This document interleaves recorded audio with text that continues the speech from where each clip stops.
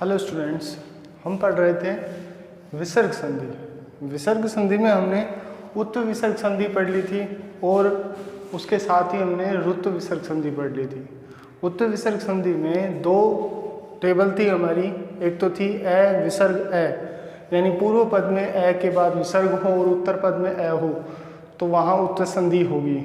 और दूसरी में पढ़ा था हमने ए के बाद विसर्ग हो पूर्व पद में और उत्तर पद में किसी भी वर्ग का तीसरा चौथा पांचवा अक्षर हो या यर लवह में से कोई एक अक्षर हो तो वहाँ भी उत्व संधि होती है। रुत्व संधि में हमने पढ़ा था कि अगर पूर्व पद में विसर्ग हो लेकिन विसर्ग से पहले ए या आ नहीं होना चाहिए और उसके बाद कोई भी स्वर हो या किसी भी वर्ग का तीसरा चौथा या पांचवा अक्षर हो या यर लवह है में से कोई एक अक्षर हो तो वहाँ रुत्व विसर्ग संधि होती है।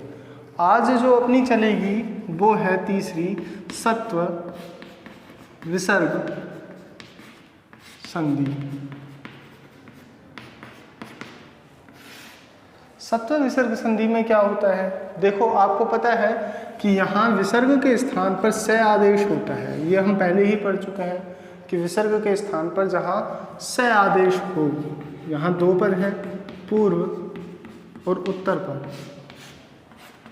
पूर्व पद और उत्तर पद।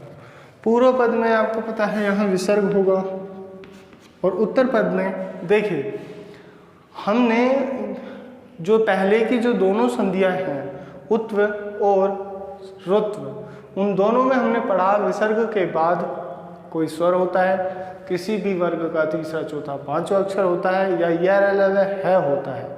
लेकिन अब हम पढ़ रहे हैं सत्व विसर्ग संधि। तो यहाँ तो हम क्या करेंगे, तीसरा चौथा पांचवा आ गया, किसी भी वर्ग का प्रथम या दूसरा, द्वितीय, पहला या दूसरा अक्षर। पहले या दूसरे अक्षर से मतलब आपको पता है कि जैसे क वर्ग का क अख है, च वर्ग का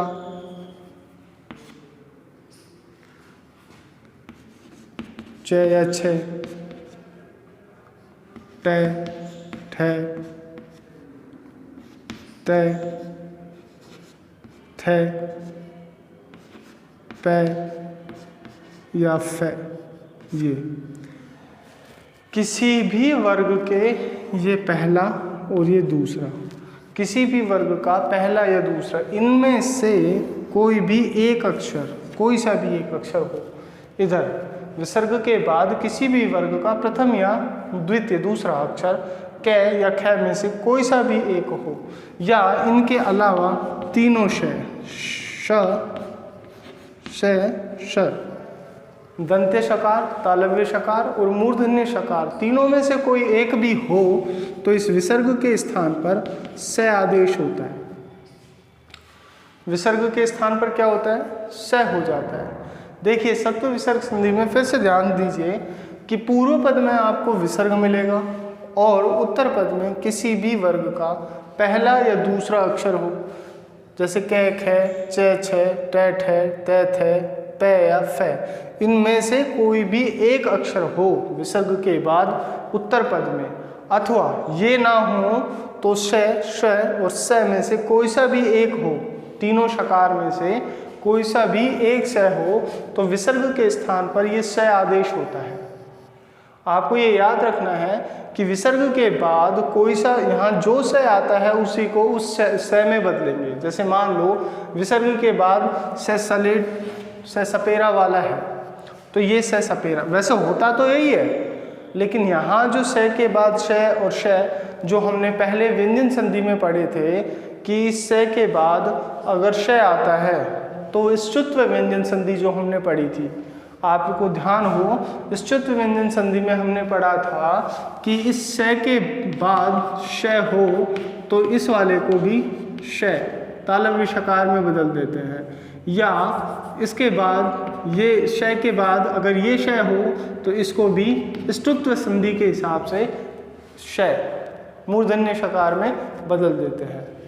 तो ये आपको यहाँ पर स्त्रुत्व और स्त्रुत्व संधि के हिसाब से जो ये दंत्य शकार है उन्हें तालव्य या मूर्धन्य शकार में बदल देना है, जो हम व्यंजन संधि में पहले ही पढ़ चुके हैं।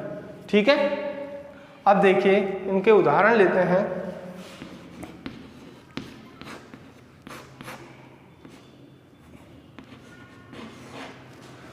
उदाहरण लेते हैं हम इसके।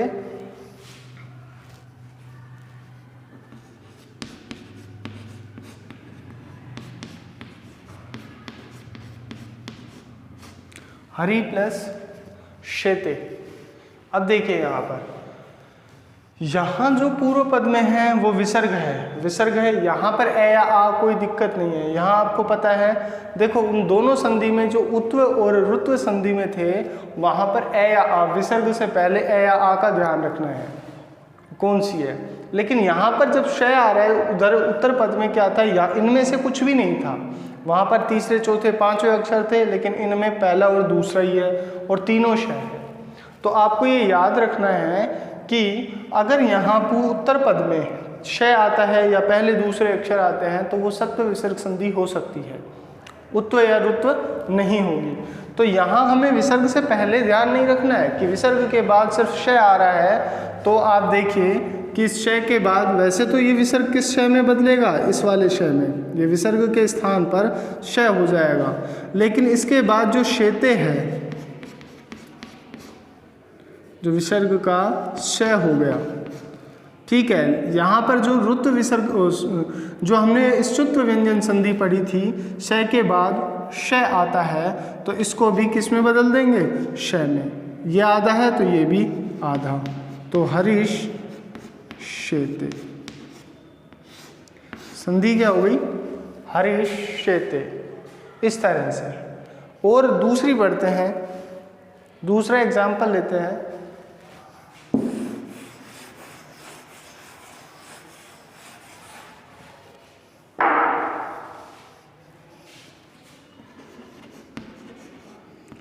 धनु प्लस टंकार। अब देखिए धनु जो है, धनु के बाद यहाँ पर क्या है, विसर्ग है, विसर्ग। और यहाँ पर क्या है, प्रथम अक्षर ट। तो यहाँ पर उत्व और ऋत्व तो होगी नहीं, क्योंकि उत्व संधि में उत्तर पद में पहला अक्षर नहीं आता है, तीसरा या चौथा अक्षर आता है। लेकिन यहाँ तो पहला है तो वो सत्व विसर्ग संधि में है। अब देखिए यहाँ पर जो ये विसर्ग है इसका क्या हो जाएगा, धनु का श, और यहाँ पर क्या है, टंकार। अब यहाँ पर इस श के सामने ट वर्ग आ रहा है।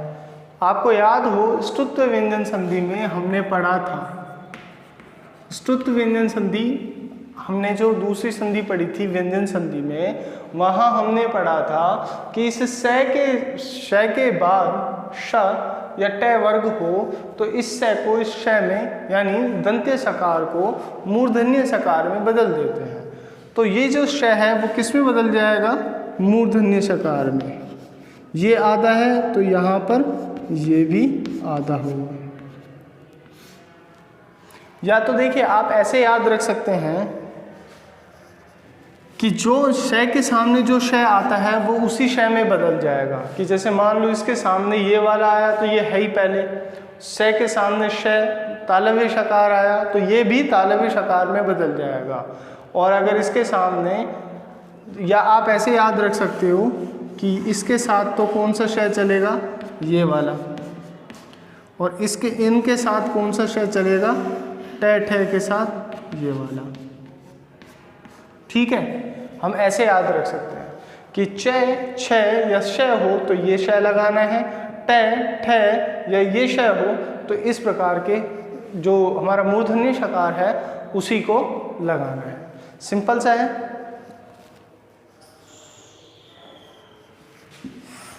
देखिए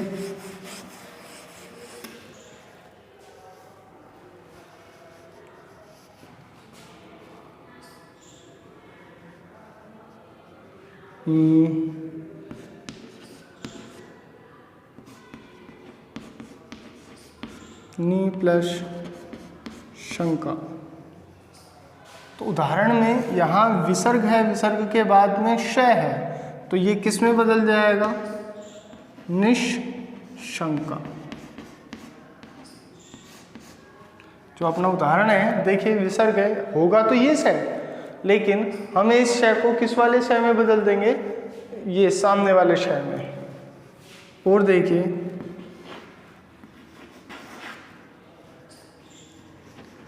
दू प्लस साहसम। अब यहां पर विसर्ग के बाद ये शय है दंत्य सकार, तो इसको भी किस में बदल देंगे? दंत्य सकार, लेकिन आधा, दुस्साहसम। ठीक है, सिंपल सा है, सिंपल उदाहरण है। और देखिए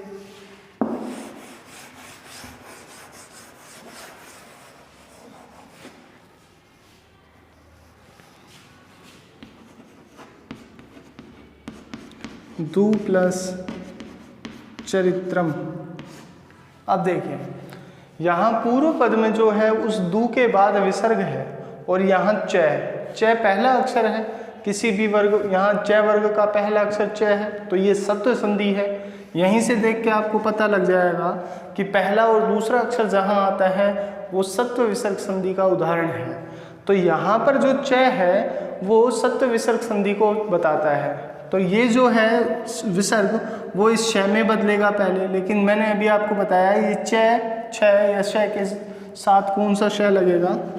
ये दुश्चरित्रम। ये शय विसर्ग के स्थान पर जो शय आएगा वो आधा ही रहेगा। ठीक है, और देख सकते हैं, अगला उदाहरण लेते हैं। मन है प्लस ताप। अब देखिए यहाँ पर विसर्ग है और यहाँ पर तय वर्ग आ रहा है, तो वो भी किस में बदल देगा? अब कौन सा शय बदलेगा? ये और ये तो है नहीं, तो ये सीधा इसी शय में बदल जाएगा, मनस्ताप है। ठीक है, इस तरह से हम इस संधि को, जो सत्व विसर्ग संधि है, उसको ध्यान रखेंगे। तो सत्व विसर्ग संधि में क्या है, रिवाइज कर लेते हैं कि पूर्व पद में विसर्ग होगा और उत्तर पद में किसी भी वर्ग का पहला या दूसरा अक्षर, जैसे आपके सामने लिखे हुए हैं, प्रथम या दूसरे अक्षर में से कोई सा भी एक अक्षर हो तो, और अगर ये भी ना हो तो उत्तर पद में ये तीनों शय, दंत्य सकार हो, तालव्य शकार हो और मूर्धन्य शकार हो, इन तीनों शकार में से कोई सा भी शय आता है तो विसर्ग के स्थान पर शय आदेश होता है।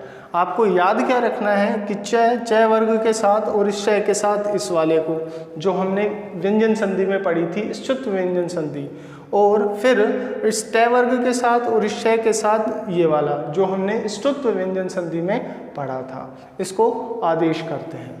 आपके सामने उदाहरण दे रखा है, आपको ध्यान रखना है उत्तर पद में या तो पहले या दूसरे अक्षर में देखना है। पहले उत्तर पद देखो, चय आ रहा है तो यहाँ सत्व विसर्ग संधि बनेगी, यहाँ पर तय आ रहा है, पहला अक्षर आ रहा है तो भी सत्व विसर्ग संधि बनेगी, या तीनों शय दिखाई देते हैं उत्तर पद का प्रथम अक्षर विसर्ग के बाद, तो वो सत्व विसर्ग संधि ही बनेगी। ये आपको याद रखना है। ठीक है।